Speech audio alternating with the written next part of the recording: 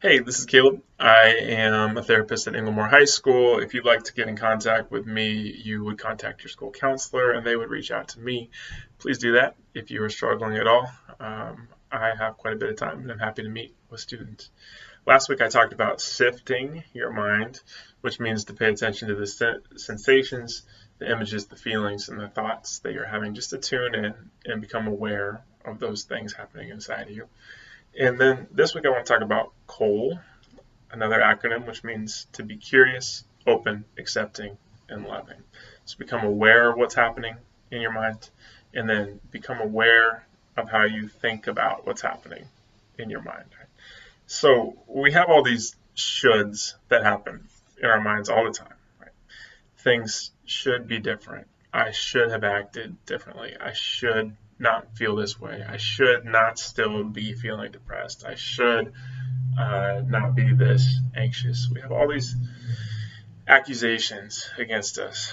There's a theorist from years ago named Albert Ellis who talks about this and calls it shoulding all over yourself. And often we are just shoulding all over ourselves, telling ourselves that things should be different than they are. And so the idea of COAL, of being curious, open, accepting, and loving, just means to give another voice a chance. It doesn't mean to talk in a way that's silly to yourself. It doesn't mean to tell yourself you're the greatest person in the world, that everything is fine. It doesn't mean to fool yourself. It just means to give another voice a chance, because you have the voice that tells you should be different all the time. So what does it mean to be just curious about what's happening in you?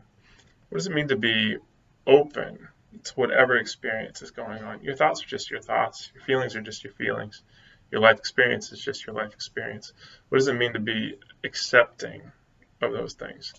Hard things happen in our minds, in our hearts, and in our lives, and they just happen. And what does it mean to just be accepting instead of resisting those things? And then, what does it mean to be loving? What does it mean to talk to yourself in the way that you would talk to a friend? Or what does it mean to talk to yourself in the way that your parent would talk to you? They're just things to try.